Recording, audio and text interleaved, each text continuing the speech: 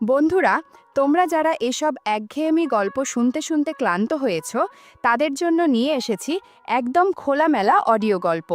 এসব অডিও গল্পের ওয়েবসাইটের লিংক কমেন্ট দেয়া আছে, আর কিভাবে সাইট থেকে গল্প শুনবে সেটার টিউটোরিয়াল দেয়া হলো।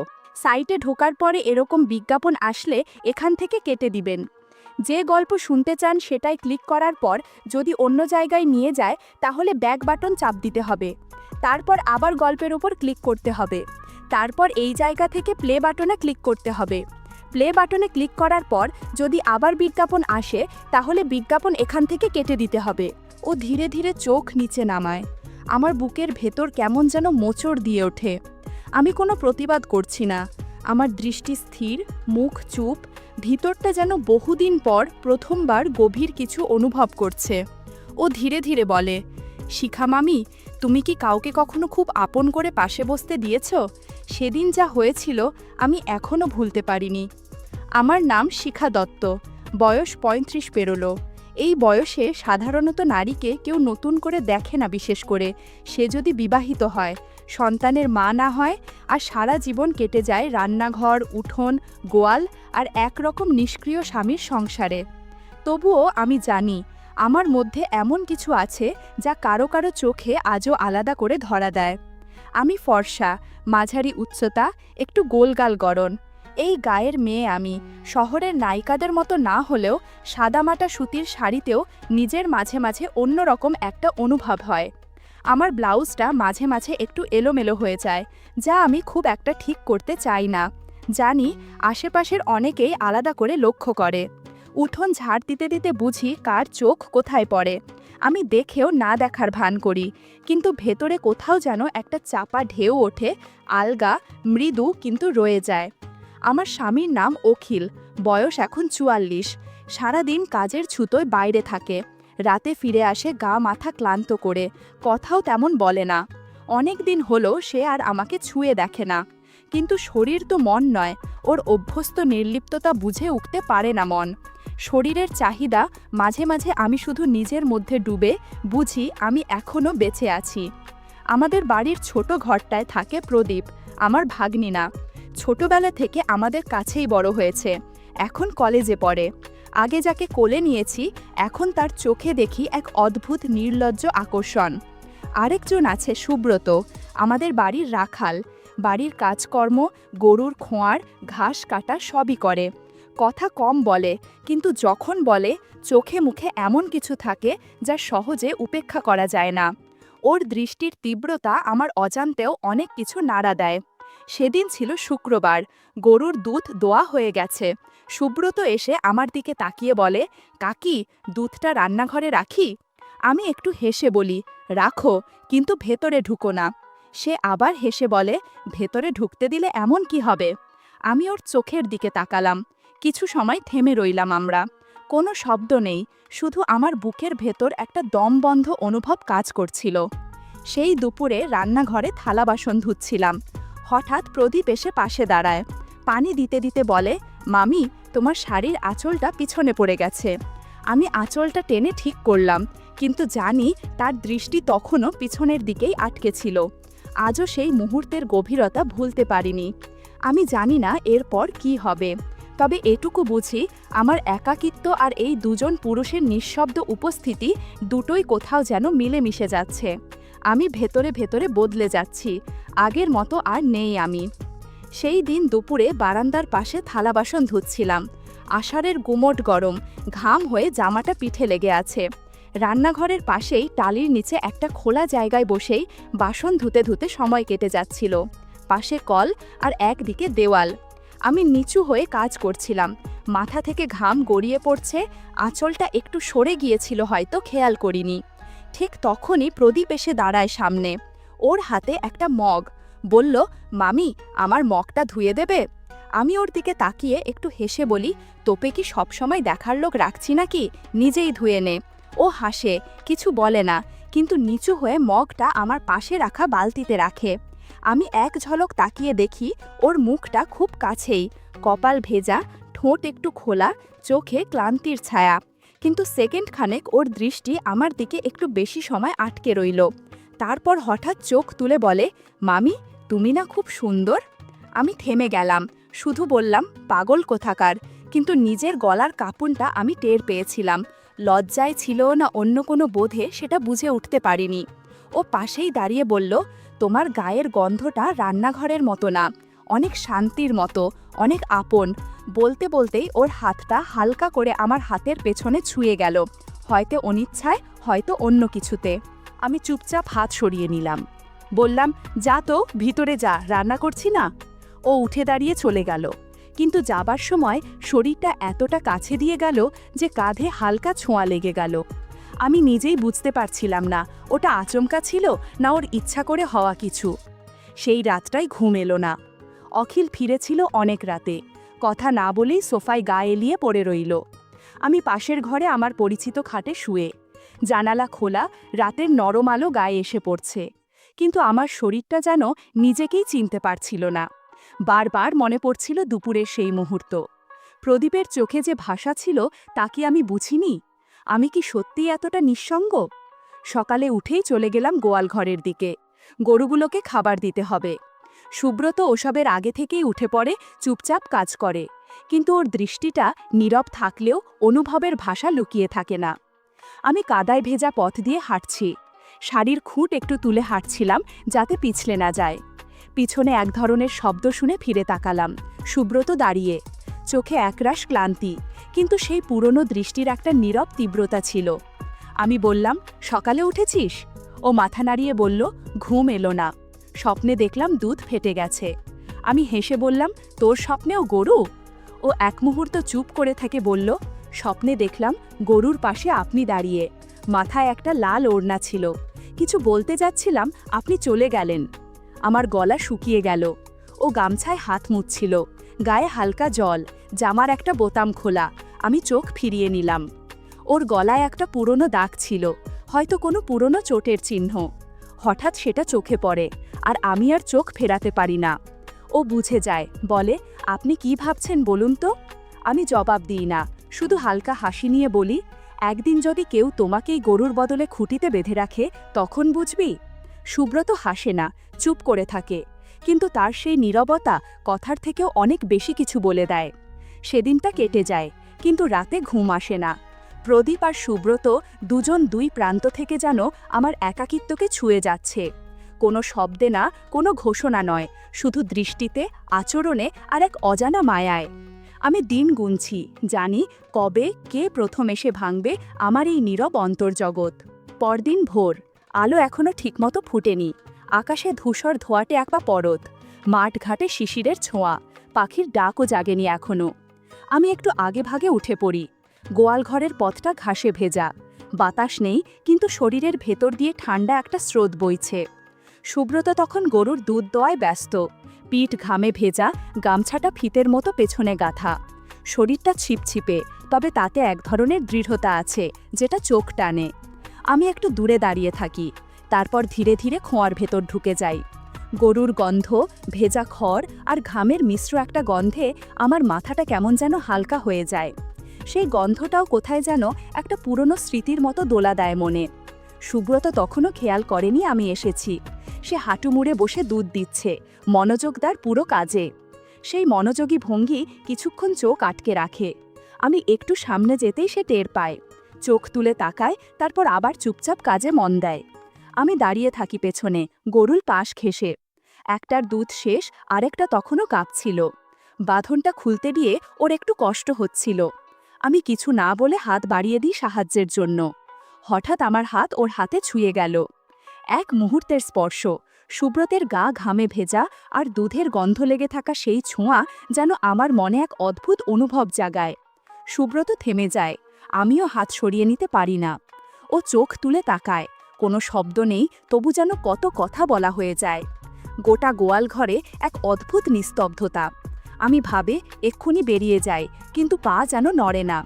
হয়তো কাজ করতে গিয়ে ওড়নাটা একটু পিছলে গিয়েছিল। সুব্রতের চোখ পড়ে সেখানে, কিন্তু সে কিছু না বলে চুপ করে তাকিয়ে থাকে। ধীরে ধীরে চোখ নিচে নামায়। আমার বুক কাঁপে, কিন্তু সে শব্দ আমার মুখে আসে না। এক সময় আমি পেছন ফিরে হাঁটা দিই। ও কিছু বলে না, আবার দুধ দোয়ায় মন দেয়। কিন্তু আমি স্পষ্ট টের পাই আর একটু দেরি করলে হয়তো পরিস্থিতি অন্যদিকে মোড় নিতে পারত। তাই আমি দ্রুত বেরিয়ে আসি। সেদিন দুপুরে উঠোনে একা বসেছিলাম, কাপড় ভাঁজ করছিলাম। প্রদীপ তখন কলেজে যায়নি, বারান্দায় বসে বই দেখছিল। কিন্তু মন যে বইয়ে ছিল না সেটা আমি বুঝতে পারছিলাম।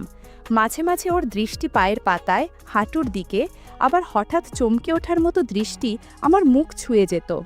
ও কিছু বলে না, কিন্তু সেই দৃষ্টিতে এক শব্দহীন টান ছিল। আমি একটা কাপড় ভাঁজ করতে গিয়ে দেখি ভেতর থেকে একটা চিরকুট বের হলো, যেটা আগে কখনো চোখে পড়েনি। চিরকুটে লেখা, যদি একদিন খুব কাছে আসতে চাই, আপনি কি দূরে সরাবেন? অক্ষরটা দেখে আমি বুঝি এটা প্রদীপেরই লেখা, কিন্তু তাতে নাম নেই, শুধু এক প্রশ্ন, আর সেই প্রশ্নে আমার গায়ে কাঁপন ধরে যায়। সেদিন আমি কোনো উত্তর দিইনি, শুধু রাতে শুয়ে ভেজা বালিশে মুখ কুঁজে অনেকক্ষণ কেঁদেছিলাম। কার জন্য কাঁদলাম ঠিক জানি না, মনে হচ্ছিল ভেতরে জমে থাকা কথারা যেন বেরিয়ে আসতে চাইছে। প্রদীপ জানে আমার কোমল দিকটা, আর সুব্রত জানে মনের ভেতরের এক ধরনের অদৃশ্য শক্তি। আমি মাঝখানে দাঁড়িয়ে কোনো অপেক্ষায়, কেউ হয়তো আসবে বা আমি নিজেই যাব কারো দিকে। আজ আষাঢ়ের দুপুর, রান্নাঘরে চাল ডাল রেঁধে রেখেছি, ডিমের ঝোল ফুটছে টিপটিপ করে। ঘামাচ্ছি, শাড়ির পিঠের অংশটা ভিজে একাকার, চুল খুলে দিয়েছি। ঘাড় বেয়ে নেমে আসা ঘামবিন্দুগুলো নিজের শরীরেই অপরিচিত লাগে। হঠাৎ পেছনে পায়ের শব্দ। আমি ঘাড় ফেরানোর আগেই প্রদীপ বলল, খুব গরম লাগছে তোমার? তার কণ্ঠে হালকা হাসি, চোখে গম্ভীরতা।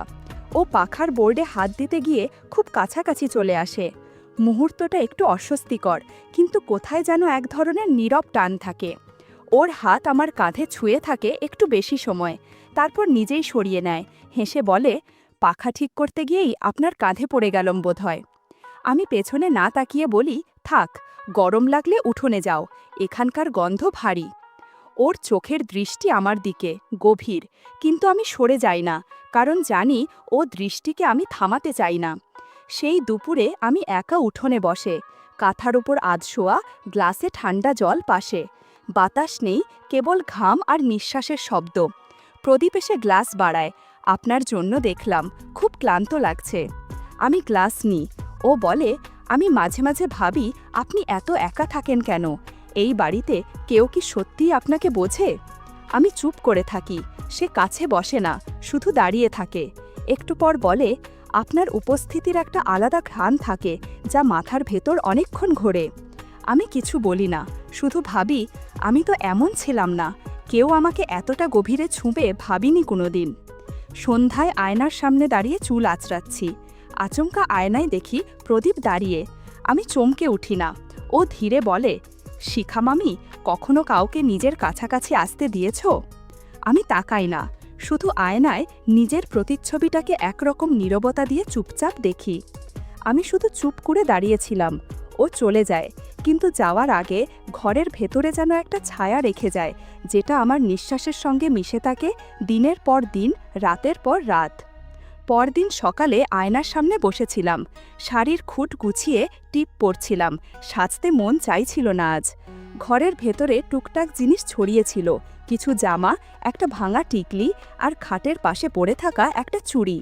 হঠাৎ প্রদীপ ঘরে ঢুকে পড়ে, মামি, আমার কলমটা হয়তো এখানে রেখেছিলাম, খুঁজে পাচ্ছি না। ওর চোখে যেন হালকা উত্তেজনা। আমি বলি, দেখো, টেবিলের নিচে খোঁজো। প্রদীপ খাটের নিচে খুঁজছিল। হঠাৎ কিছু একটা গড়িয়ে গেল, টিং টিং করে। এই দিকে গেল মনে হয়, ও বলে। আমি তখন পায়ের নুপুর খুলছিলাম। একটু নিচু হয়ে সাহায্য করতে গিয়েই আমাদের হাত একসাথে ছুঁয়ে যায় চুড়িটার ওপর। এক মুহূর্ত থেমে থাকে ওর আঙুল, তারপর একটু বেশি সময় থেকে যায় আমার হাতের ওপর। আমরা দুজনেই নিচু হয়ে আছি, চোখ যেন চুড়িতে নেই, অন্য কোথাও আটকে গেছে। মুহূর্তটা অস্বস্তিকর নয়, বরং অনেক কিছু না বললেও বলা হয়ে যায়। আমি ধীরে বলি, দেয়ালে মাকড়সার জাল হয়ে গেছে, দেখে নিস একবার। ও বুঝে নেয় এই মুহূর্তটা এখানেই থেমে যাওয়া উচিত। বাড়িটা আজ অস্বাভাবিক চুপচাপ। অখিল সকালে শহরে গেছে, বলেছে রাতেই ফিরবে কিনা নিশ্চিত না। প্রদীপ কলেজে গেছে, সাধারণত দুপুর 12টার আগে ফেরে না। শুধু সুব্রত ছিল গোয়ালঘরে। ঠিক 12টার সময় উঠোনে দাঁড়িয়েছিলাম আমি। বনের দিক থেকে গরম হাওয়া আসছিল, মনে হচ্ছিল ঝড়ের গন্ধ ছড়িয়ে পড়ছে। এক সময় হেঁটে গেলাম উঠোনের শেষ কোণ পেরিয়ে, সেই পুরনো গোয়ালঘরের দিকে। তালগাছের পাশে গোলপাতার ছাউনি ঘেরা ঘরটা নীরব দাঁড়িয়ে। দরজার কাছে দাঁড়িয়ে দেখি সুব্রত দুধ দিচ্ছে, লুঙ্গি আর পাতলা গেঞ্জি গায়ে, ঘামের দাগ স্পষ্ট। আমার উপস্থিতিতে ও একটু চমকে যায়, তারপর গলা খাকারি দিয়ে বলল, আপনি বসুন না একটু, আমি সব করে দিচ্ছি। আমি চুপচাপ কোণার মাটির হাড়ির পাশে বসেছিলাম। বাইরে বাতাস বাড়ছিল। হঠাৎ একটা ঝাপটায় পেছনের দরজাটা ধাই করে বন্ধ হয়ে গেল। সুব্রত চমকে উঠল, দরজাটা তো বন্ধ হয়ে গেল বাতাসে, আমি খুলে রাখছি। আমি মাথা ঘুরিয়ে দেখি গোয়ালঘরটা হঠাৎ যেন অনেক ঘন, অনেক কাছের মনে হয়। ও দুধ দিচ্ছিল, হাঁড়িতে ঢালছিল ধীরে ধীরে। হঠাৎ দুধ ছিটকে পড়ে আমার আঁচলের একপাশে। ও মা, আপনার শাড়ি তো ভিজে গেল, একটু থমকে গলা বলেছিল। আমি দাঁড়াতে যাচ্ছিলাম, সে এগিয়ে এলো, হাতে পুরনো একটা গামছা। আমি মুছে দিচ্ছি। আমি বলি, না থাক, আমি নিজেই। তবু ওর হাত আচমকা আমার কাঁধ ছুঁয়ে গেল। গামছার ছোঁয়া ধীরে নিচের দিকে নামছিল। আমি শান্ত স্বরে বললাম, থেমে যাও। কিন্তু সেই থেমে যাওতে যেন কোনো জোর ছিল না। ও থামেনি। ওর চোখে এক টান ছিল, যেটা সম্পর্কের সীমা বা নিয়ম মানে না। আমার ভিতরটা নিঃশব্দে কেঁপে উঠছিল, কিন্তু আমি কিছু বলিনি। ঠিক সেই সময় উঠোনের উল্টো দিক থেকে একটা ছায়া এসে থেমে দাঁড়ায়, বেড়ার ফাঁক দিয়ে। প্রদীপ। ও কলেজ থেকে ফিরে এসেছে। সাইকেলটা বাইরে রেখে এসেছে সোজা গোয়ালের পেছনে। হয়তো হঠাৎ কৌতূহল বা হয়তো কিছু টের পেয়েছিল। চোখে স্পষ্ট থেমে যাওয়ার মতো এক দৃশ্য। সুব্রত তখনই কিছু বলেনি, হাতও সরায়নি।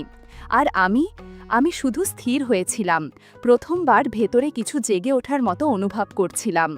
প্রদীপ চলে যায় চুপচাপ, কিন্তু আমি টের পাই সেই চোখ দুটো, সেই নীরব দৃষ্টি এখনও আমার আশপাশে রয়ে গেছে।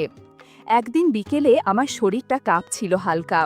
দুপুরে কিছু খাওয়া হয়নি, মাথাটা ভার হয়ে আসছিল জ্বরে। খাটে শুয়েছিলাম, শরীর নিস্তেজ, শাড়ির প্রান্ত পা থেকে সরে গিয়েছিল, গায়ে ঘামের হালকা নোনতা গন্ধ। কপাল বেয়ে নেমে এসেছিল এক ফোঁটা জল। দরজাটা হালকা শব্দে খুলে যায়। আমি চোখ খুলি না।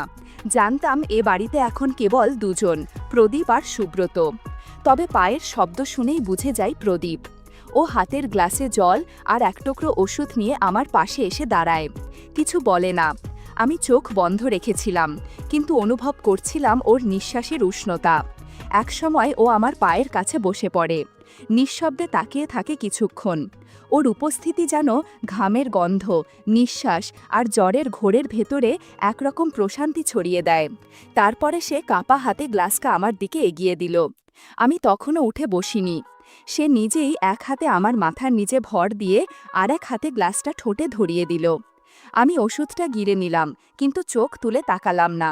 একটা অজানা অস্বস্তি গলা বেয়ে নামছিল।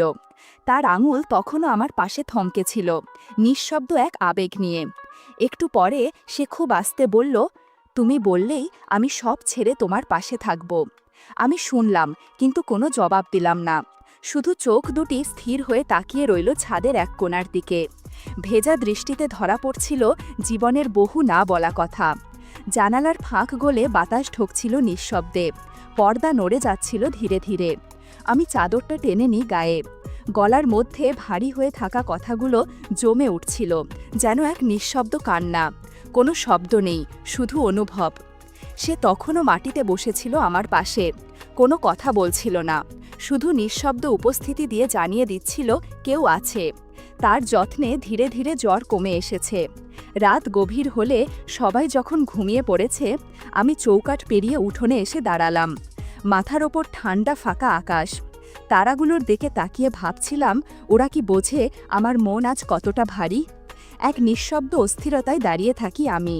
বাতাস এসে ছুঁয়ে যায় শরীর, কিন্তু আমার ভিতরে যেন এক অনুচ্চার ঝড় বইছে। আমার দৃষ্টি পড়ে দেয়ালে পড়া নিজের ছায়ার দিকে। জ্যোৎস্নায় ছায়াটা লম্বা, একটু বাঁকা, মাথা নিচু, এমনভাবে দাঁড়িয়ে যেন আমি নিজেই আমার থেকে আলাদা হয়ে কোথাও দাঁড়িয়ে আছি। এই ছায়াটা চেনে আমায়। সে জানে আমি কি চেয়েছি আর কি পাইনি। সে জানে কারো চোখের দিকে তাকিয়ে আমি কি বলতে চেয়েছিলাম, কিন্তু চুপ করে থেকেছি। সে জানে কারো যত্ন আমাকে মুহূর্তের জন্য স্থির করে দিয়েছিল। সে জানে আমি অনেক দিন ধরে একা, হয় নামে নয় মনে। সে জানে রাতের নিঃশব্দতায় আমি আমার জীবনের মানে খুঁজে ফিরি। আজ আমি এই ছায়ার দিকে তাকিয়ে আছি। আমার মন বলছে ঘরের ভেতরের শিখা আর বাইরের শিখা আলাদা কেউ নয়, একই মানুষ, শুধু একদিক কথা বলে না, আরেক দিক চুপচাপ কাঁদে। আমি ধীরে বসে পড়ি উঠোনের এক কোণে। এক ফোঁটা কান্না চুপচাপ গড়িয়ে পড়ে চোখ থেকে, কোনো শব্দ নেই। হঠাৎ মনে হলো কেউ আমার মাথায় সান্ত্বনার ছোঁয়া রাখল, কিন্তু তাকিয়ে দেখি কেউ নেই। হয়তো আমি নিজেই নিজের মাথায় হাত রেখেছি, নিজের কাছে নিজে আশ্রয় খুঁজে নিই। শেষবারের মতো ছায়ার দিকে তাকিয়ে বলি, তুই জানিস আমি একজন নারী হয়েও একজন মানুষ, আমার সব কথা তোকে ছাড়া কেউ বোঝে না। ভোরের হাওয়ার প্রথম গন্ধ এসে লাগছে গায়ে। আমি উঠে দাঁড়ালাম। আজ বুঝি সত্যিই চৌকাঠ পেরোনো হয়ে গেল।